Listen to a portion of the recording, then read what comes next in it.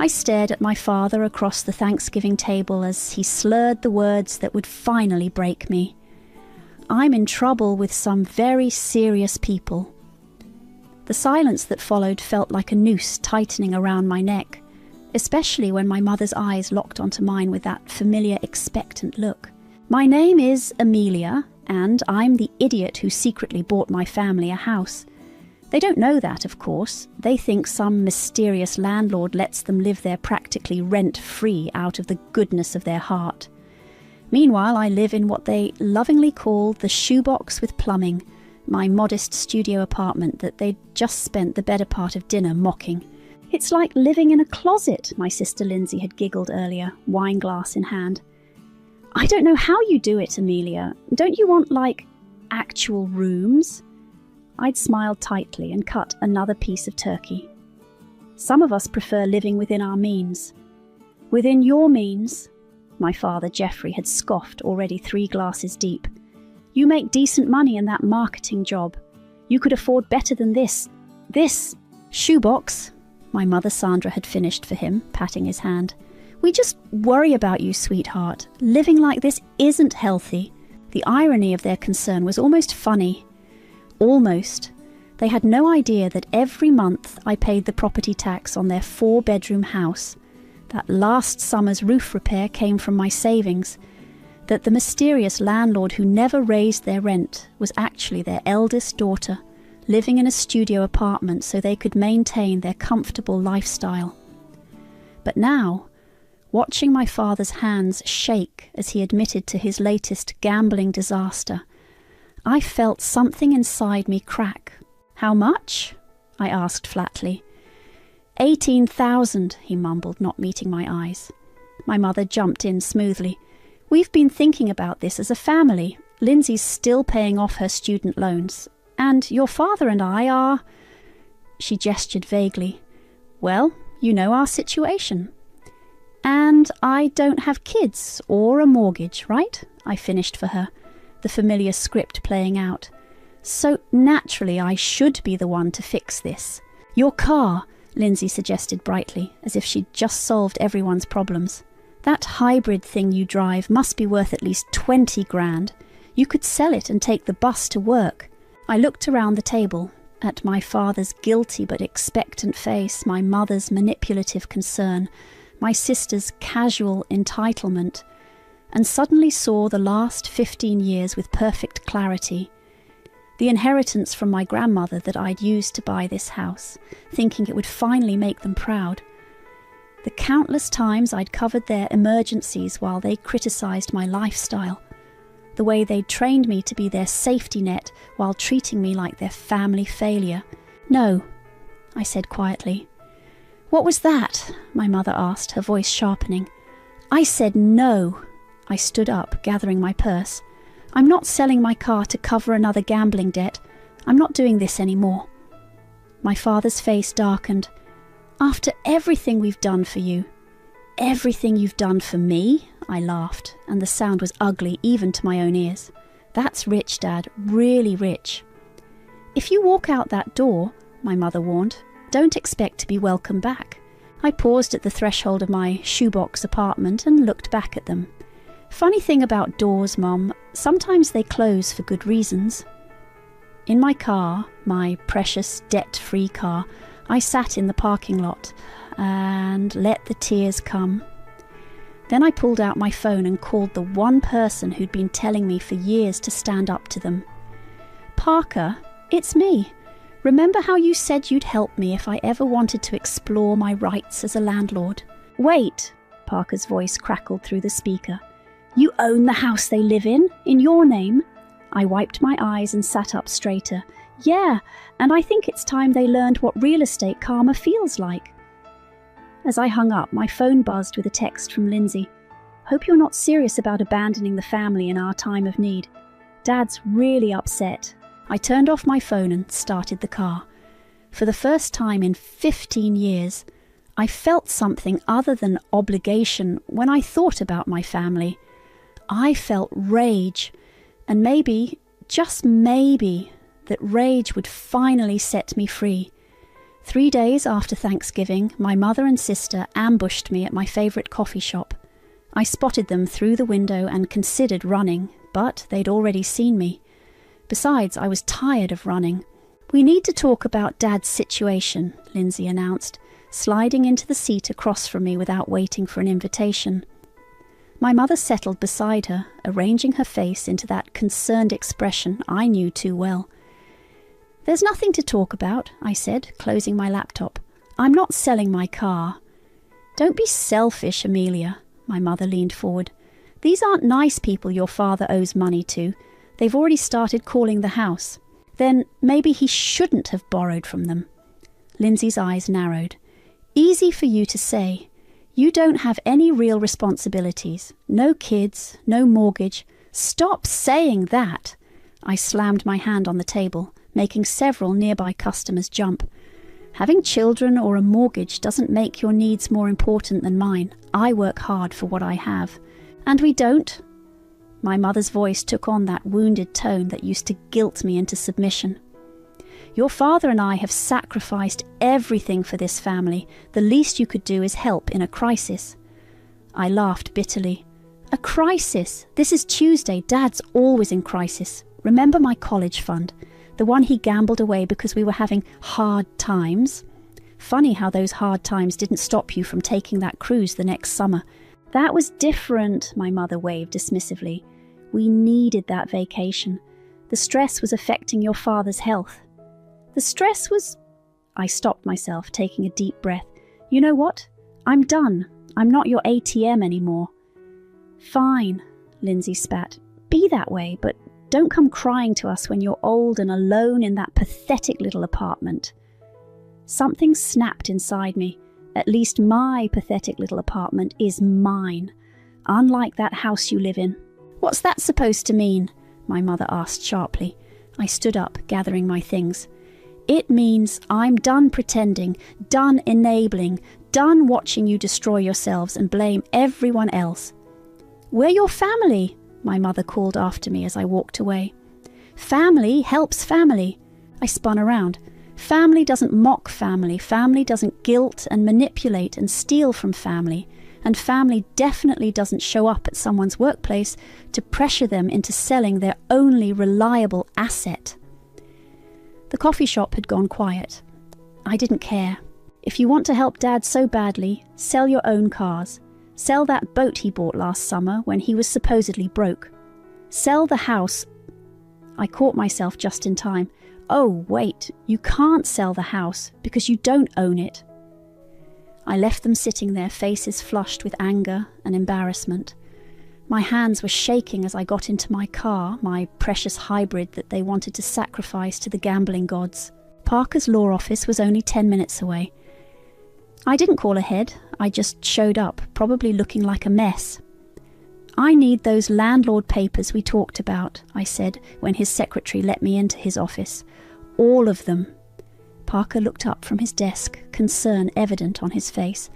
"Are you sure about this? Once you start the process—" "They showed up at my coffee shop today," I cut him off. "Tried to guilt me into selling my car for Dad's gambling debts. Again, 18,000, right?" He whistled low. "That's a lot of money to throw away." "It's not just about the money anymore." I sank into the chair across from him. "It's about the constant demands, the emotional manipulation, the way they treat me like their personal bailout fund while mocking everything I do." "And you're ready to tell them you own the house?" I nodded slowly. "More than ready. I'm tired of being their secret safety net. Let's see how they handle knowing the truth." Parker pulled out a thick folder. "I'll need you to sign these. And, Amelia?" He waited until I looked up. "This won't be pretty. They're going to fight back hard." "I know." I picked up the pen. "But for once, I'm going to fight back harder." As I signed the papers that would start the eviction process, my phone buzzed with a text from Lindsay. It was a photo of a car dealership with the caption, "Hope you're seriously thinking about doing the right thing." I showed it to Parker. "The right thing," I said quietly, "is exactly what I'm doing." He nodded and started making copies of the signed documents. Sometimes the right thing feels wrong at first, but that doesn't make it any less right. I watched the papers slide through the copier, each one bringing me closer to freedom. Or maybe just a different kind of cage. Either way, there was no turning back now. The house looked different in the moonlight. Standing in the street at midnight, I remembered the day I'd bought it. How proud I'd been, how certain this grand gesture would finally make them see me as worthy. I'd been 25, flush with inheritance money from my grandmother, and desperate for approval. You could get a much nicer place in the suburbs, the realtor had said. But I'd known my family would never leave their neighbourhood, their friends, their familiar haunts. So I'd settled for this older 4-bedroom colonial, thinking they'd at least appreciate the gesture. They hadn't, of course. "It's kind of small," my mother had said when the mysterious landlord offered it to them, "and that wallpaper is hideous." Now, 5 years later, I used my key to let myself in. The house was silent. They were all at my aunt's place for the weekend. I needed to document the property's condition before serving the eviction notice. The moment I stepped inside, the smell hit me, cigarettes and mould. My father had promised to quit smoking indoors. Another lie. I turned on my phone's flashlight and started in the living room. The hardwood floors I'd had refinished were scratched and stained. Cigarette burns dotted the windowsills. In the kitchen, cabinet doors hung loose on their hinges, and the granite countertop had a long crack running through it. "Jesus," I whispered, taking photos. "What have they done to this place?" My phone buzzed. A text from Parker. "Don't forget to document everything, every scratch, every stain. We'll need it." I moved upstairs, each step creaking under my weight. The bathroom was worse than I'd imagined. Black mould crept along the shower walls, and the toilet seemed to be leaking. I'd sent money for repairs last year when my mother complained about plumbing issues. Clearly those funds had gone elsewhere. In my old bedroom, now Lindsay's makeup studio, empty wine bottles littered the floor. The closet door was punched through, probably from one of my father's rages. I remembered those rages from childhood, how he'd put his fist through walls instead of people and call it self-control. My phone buzzed again. This time it was Lindsay. "Hope you're seriously thinking about doing the right thing." I took a deep breath and typed back, "I am, just not the way you think." Back downstairs, I found myself in front of the dining room wall where we used to mark our heights as kids. The marks were still there, hidden behind a cheap painting. I traced my final measurement, 17 years old, the summer before Dad gambled away my college fund. "You'll understand when you're older," my mother had said then. "Family comes first." A car door slammed outside. Headlights swept across the windows. They were home early. I ducked into the kitchen just as the front door opened. My father's voice carried through the house. "I'm telling you, Sandra, we'll figure something out. Amelia will come around. She always does." "She seemed different this time," my mother replied. "More resistant." "Then we'll try harder," Lindsay chimed in. "Make her feel guilty. You know how she gets about family loyalty." I pressed myself against the wall, heart pounding. They moved into the living room, unaware of my presence. "Maybe we could sell some of her grandmother's jewellery," my mother suggested. "The pieces she left in her old room." My blood ran cold. Those pieces weren't left behind. They'd been stolen from my apartment during a wellness check last year when I hadn't answered my phone for 2 days. "Good idea," my father said. "She probably won't even notice they're gone, too busy working herself to death in that shoebox." I'd heard enough. Carefully, silently, I slipped out the back door. In my car, parked around the corner, I reviewed the photos I'd taken. Each one felt like another nail in the coffin of my family relationships. Parker answered on the first ring. "How bad is it?" "Worse than we thought. They're home now, planning to sell my grandmother's jewellery to cover the debt. Jewellery they stole from me." "That's theft," he said firmly. "We can add it to the complaint. They were just talking about how to manipulate me, using family loyalty against me. again. Are you having second thoughts? I looked at the house, my house, with its sagging gutters and cigarette-stained curtains. No more second thoughts, no more chances. Send the eviction notice. It goes out tomorrow morning, Parker said. Are you ready for their reaction? No, I admitted, but I'm even less ready for another decade of this. As if on cue, my phone lit up with another text from Lindsay. This time it was a photo of a car dealership's website with a trade-in value calculator prominently displayed. I turned off my phone, started my car, and drove away from the house I'd bought with such hope 5 years ago. Tomorrow, everything would change. Tomorrow, they'd learn what it meant to take advantage of the wrong person for too long. Tomorrow, they'd learn about karma.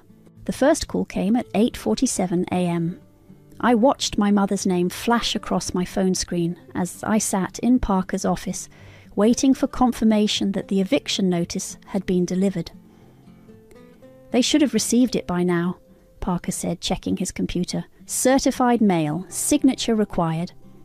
My phone buzzed again. Lindsay this time, then my father, then my mother again. You don't have to answer, Parker reminded me. The text started rolling in. Mum, call me immediately. Lindsay. WTF is this? Is this some kind of joke? Dad. You ungrateful little... Then came the voicemails. I put the first one on speaker. Amelia, this is your mother. There's been some kind of mistake. We just received legal papers saying you're our landlord, that you own the house. Call me back right now. The second voicemail was less composed. How dare you? My father's voice boomed. How dare you go behind our backs like this? After everything we've done for you, you think you can just throw your own family out on the street.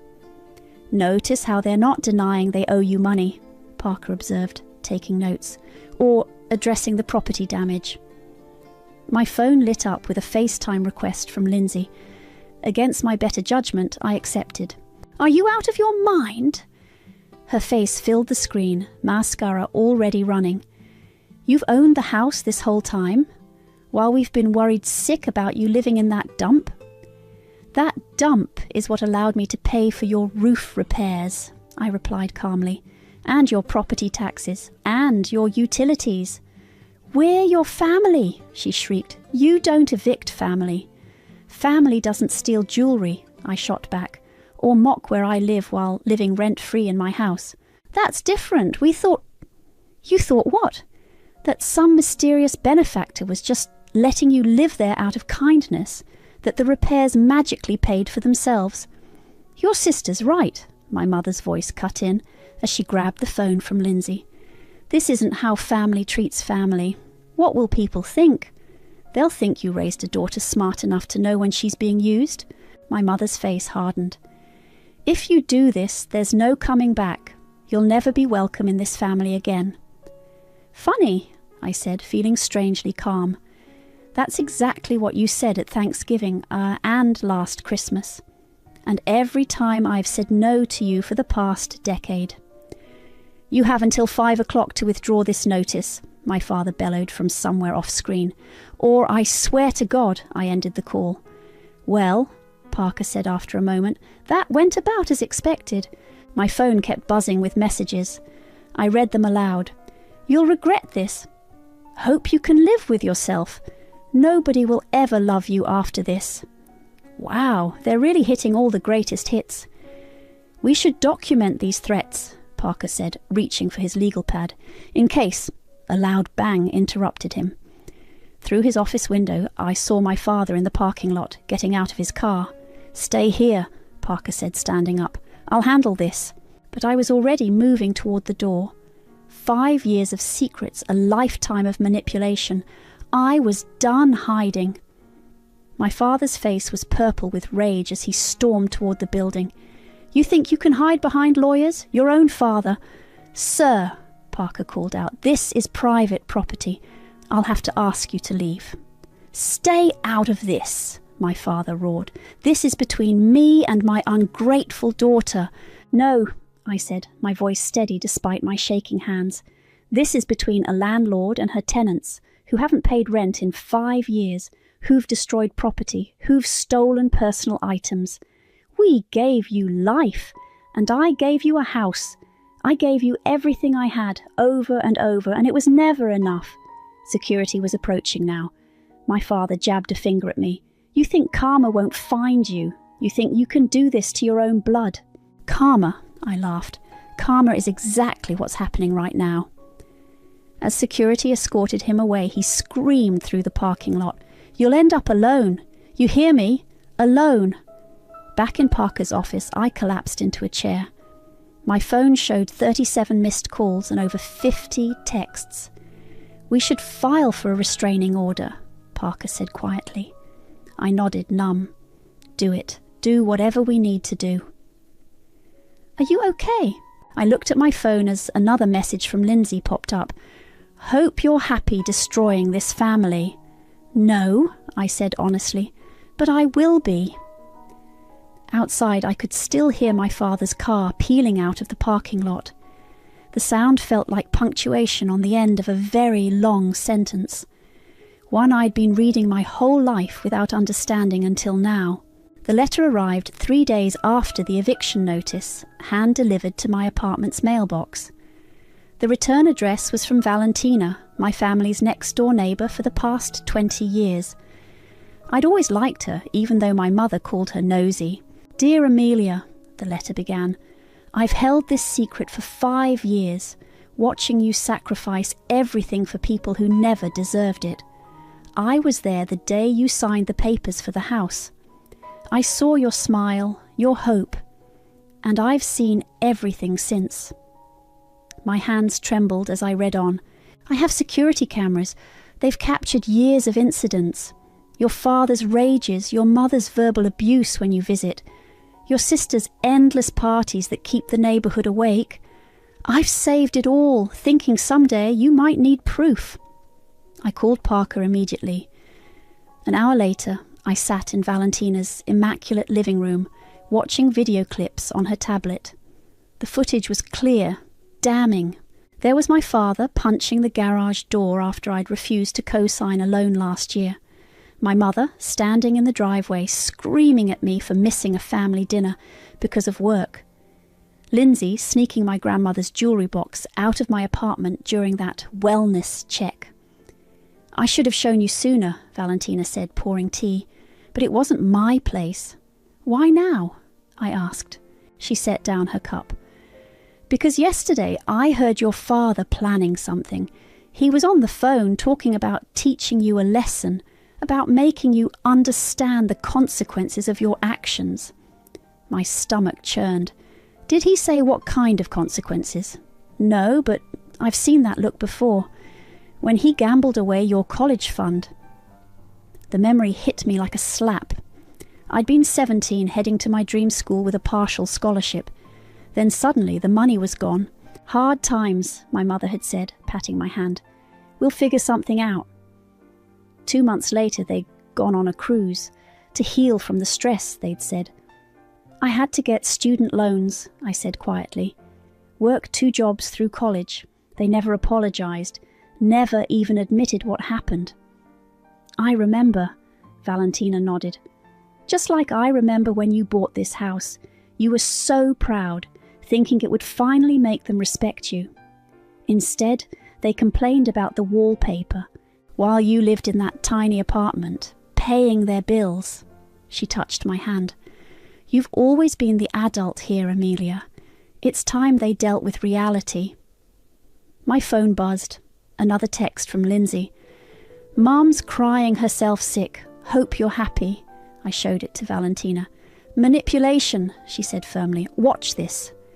She pulled up footage from just an hour ago. My mother in her front yard, laughing with neighbours.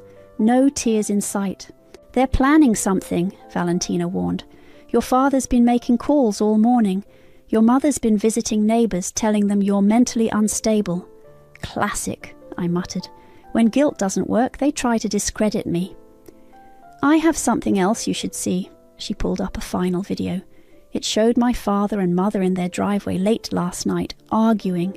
We'll sue her, my father was saying. Claim elder abuse. She manipulated us, took advantage.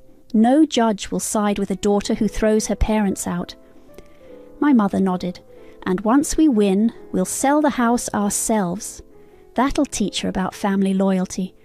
I felt sick. They're going to sue me. They can try, Valentina said, ejecting a USB drive from her tablet. But with this evidence, they won't get far. She handed me the drive. 5 years of proof.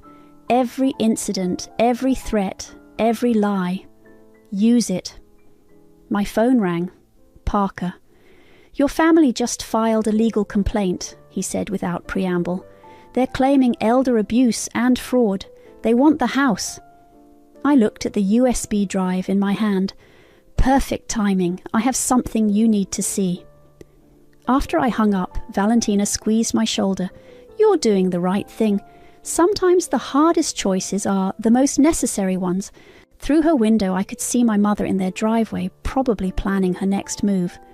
She looked up, caught my eye, and gave me that familiar disappointed headshake. For the first time, it didn't make me feel guilty. It made me angry. Thank you, I told Valentina, for seeing what I couldn't, for keeping these records. Sometimes, she said, walking me to the door, we need someone else to validate what we already know in our hearts. As I left clutching the USB drive, my phone lit up with a final text from my father. You've started a war you can't win. I smiled grimly. He had no idea what kind of ammunition I was holding. For once, I wasn't walking into battle unarmed. For once, I had proof. And proof, unlike family loyalty, doesn't lie. The courthouse hallway felt colder than it should have in June. I sat on a hard wooden bench, watching my family huddle with their lawyer at the other end of the corridor. They'd dressed for sympathy. My father in an ill-fitting suit that made him look older, my mother in conservative pastels, Lindsay in a demure dress I'd never seen before. Ready? Parker asked, appearing with his laptop and a stack of files. They're going to lie, I said. They're really good at it. That's why we have evidence. He patted the files. Truth doesn't need rehearsal. The judge was a stern-faced woman in her 60s who didn't smile when we entered. My family's lawyer went first, painting a tragic picture of manipulative daughter taking advantage of trusting parents. Miss Amelia, their lawyer said, purchased this house secretly, Your Honor, then used it to control her vulnerable family members. I watched my mother dab at dry eyes with a tissue. And now, he continued, she's attempting to render her own parents homeless out of spite. Parker stood. Your Honor, we have documentation proving my client has paid every expense for this property for 5 years, while the defendants lived there virtually free. He started playing Valentina's videos. My father's face turned purple as his recorded voice filled the courtroom. Once we win, we'll sell the house ourselves. Objection, their lawyer called. These recordings were made without consent. In public spaces, Parker countered, by a neighbour concerned about criminal activity. The judge let the videos continue. With each clip, my family's carefully constructed narrative crumbled. The facade of vulnerable parents gave way to scenes of manipulation and threats. Then came the financial records. Bank statements showing Miss Amelia paid $23,000 in property taxes, Parker listed. Roof repairs totaling $15,000, utility payments averaging $400 monthly. Meanwhile, the defendants... My mother interrupted, standing suddenly. We're her parents. Everything she has because of us. Mrs. Francis, the judge warned, please sit down. You don't understand, my mother continued, her voice rising. She owes us, after everything we've sacrificed. Like my college fund. I spoke up for the first time. The one Dad gambled away? The judge leaned forward. Is this true? It was a difficult time, my father muttered. Yet you took a cruise that summer, Parker said, producing more records. Charged to my client's first credit card, which you opened in her name when she was 18. Lindsay jumped up next. This isn't fair. She's twisting everything. She's always been jealous of me, always trying to make our parents look bad. Your Honour, Parker interrupted smoothly, we have evidence of Ms. Lindsay stealing valuable jewellery from my client during a fraudulent wellness check. The security footage played. Lindsay, clearly visible, pocketing my grandmother's jewellery box while my mother kept watch. That's not... I was just borrowing, Lindsay stammered. Enough, the judge cut in. She looked at my family with undisguised disgust. I've seen more than sufficient evidence of manipulation, theft, and attempted fraud. The eviction stands. You can't do this, my father shouted. She's our daughter. Being a parent doesn't grant you ownership of your child, the judge replied coldly. The defendants have 30 days to vacate the property or begin paying market-rate rent immediately. Outside the courtroom, my mother grabbed my arm. You've destroyed this family, she hissed. I hope you're happy. I gently removed her hand. No, Mom. You destroyed this family, one manipulation at a time. Where are we supposed to go? Lindsay demanded, mascara running. Maybe sell that boat Dad bought last summer, I suggested. Or the jewellery you stole from me. I'm sure that'll cover a security deposit somewhere. My father stepped forward, his face dark with rage. This isn't over. Actually it is, Parker intervened. Any further harassment will result in additional legal action. I suggest you use your energy to find new housing instead. We watched them storm off. My mother already on her phone, probably calling relatives to spread her version of events. 30 days, I whispered. They might try to drag it out, Parker warned. Damage the property more. They can't hurt me anymore, I realised. Not really. My phone buzzed. A text from Valentina. Saw them leave the courthouse. How did it go? I typed back. We won. Thank you for everything. Justice doesn't always feel good, Parker said gently, but that doesn't make it wrong. I looked at the courthouse steps where my family had stood moments ago, already planning their next move, their next manipulation, their next attempt to make me the villain in their story. But for the first time in my life, their story didn't matter. I had my own story now, backed by evidence, validated by law, and in 30 days, I'd have my house back too. Sometimes winning feels like losing, but maybe that's how you know you're finally breaking free. Moving day arrived with the subtlety of a hurricane. I stood in the driveway watching the movers load what remained of my family's belongings into their trucks. They'd waited until the last possible hour of the last possible day, hoping I'd break. I hadn't. This is everything you're taking, one of the movers asked my father, gesturing at the pile of furniture on the lawn. The rest stays, he growled, glaring at me. It belongs to the house. Actually, I said quietly, the furniture was purchased with my money too, but keep what you want. I'm having it all replaced anyway. My mother emerged from the house, clutching her purse like a shield. I suppose you're happy now, she said, her voice trembling, watching your family become homeless. You're not homeless, Mum. Aunt Susan offered you her guest house months ago. That's not the point. Then what is the point? I asked, genuinely curious. That I should keep supporting your lifestyle while you mock mine? Keep paying your bills while you steal from me? Lindsay stormed out next, mascara already running. I can't believe you're really going through with this. What kind of person throws their own family out? The kind who's finally tired of being used. Used? My father stepped forward. We gave you everything. No, I corrected him. Grandmother gave me everything, and I used it to buy this house thinking it would make you proud. Instead, you treated it like you've treated me my whole life. Something to use up and throw away. The locksmith arrived then, right on schedule. He nodded to me and headed for the front door. What's he doing? My mother demanded. Changing the locks. Standard procedure for an eviction. You can't... I can. I am. It's done. My father moved toward me, fists clenched. You little... Dad? I cut him off, holding up my phone. Valentina's cameras are still running.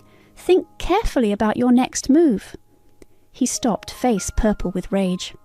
Behind him, the movers continued loading boxes, pretending not to notice the family drama unfolding.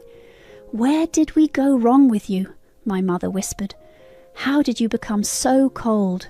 "I learned from the best," I replied. "Remember when Dad gambled away my college fund? You told me to understand, to forgive, to put family first. Well, I'm finally putting family first, just not the way you taught me." The locksmith emerged. "All done, Mum. Here are your new keys." I took them, feeling their weight in my palm. 5 years of secrets, of silent sacrifice, of hoping they'd somehow change, all ending with these small pieces of metal. "This is your last chance," Lindsay said, trying for threatening, but landing on desperate. Once you leave, I can finally start healing." I turned to the movers. "How much longer?"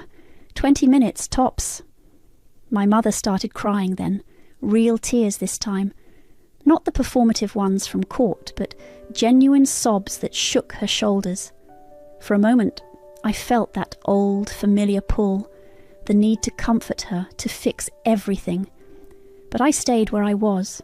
"You'll end up alone," she choked out. "No one will ever love you after this."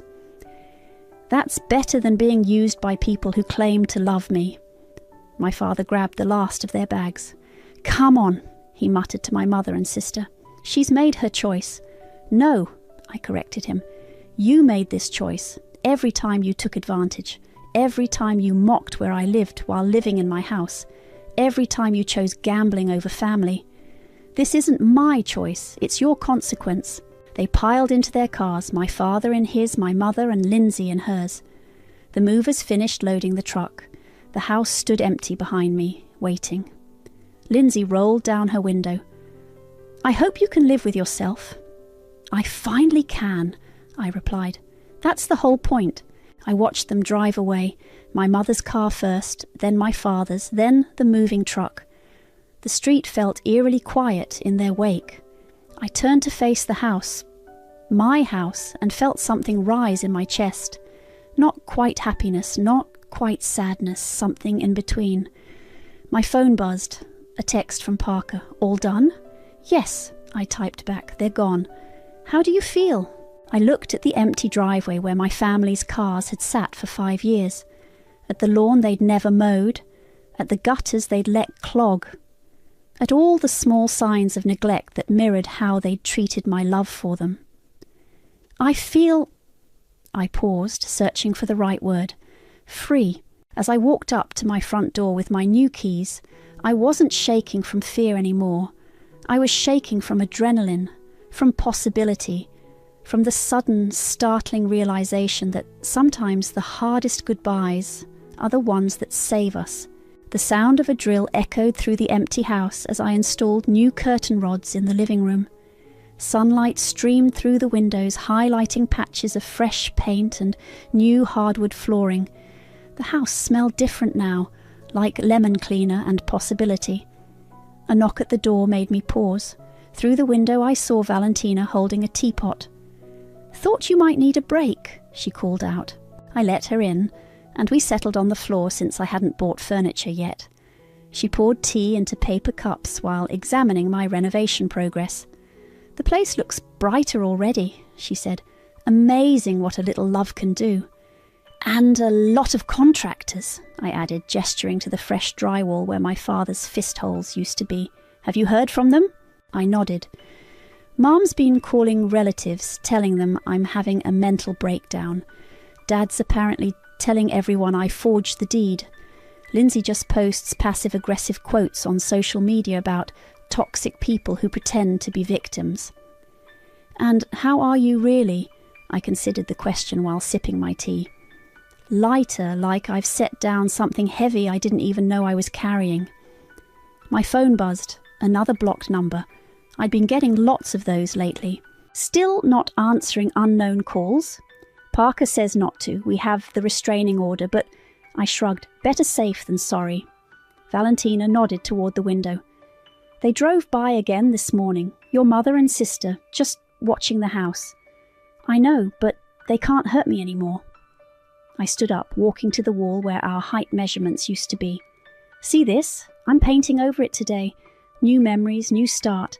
Speaking of new starts, Valentina pulled an envelope from her purse. I have something for you. Inside was a photo. Me at 17 standing in front of this very house the day my grandmother died. I was smiling, unaware that my college fund would disappear the next week. I found it while organising old albums, Valentina said. Look how hopeful you were. That hope wasn't wrong, Amelia. It was just aimed at the wrong people. My phone buzzed again. This time a text from Parker. Judge denied their appeal. It's really over. I showed Valentina the message. Good, she said firmly. Now you can focus on healing. Everyone keeps asking if I'm okay, I admitted, like they expect me to break down or regret everything. And do you regret it? I looked around the room, at the fresh paint covering years of cigarette stains, at the clean floors replacing their neglect, at the sunshine streaming through windows they'd always kept curtained. No, I said finally, I regret not doing it sooner. Valentina squeezed my hand. That's not regret, dear. That's wisdom. Another knock at the door made us both turn. Through the window I saw a delivery truck. Perfect timing, I said, getting up. My new couch is here. As the deliveryman brought in the furniture, I caught a glimpse of my mother's car driving slowly past. Our eyes met through the window. She raised her hand, not waving, more like reaching.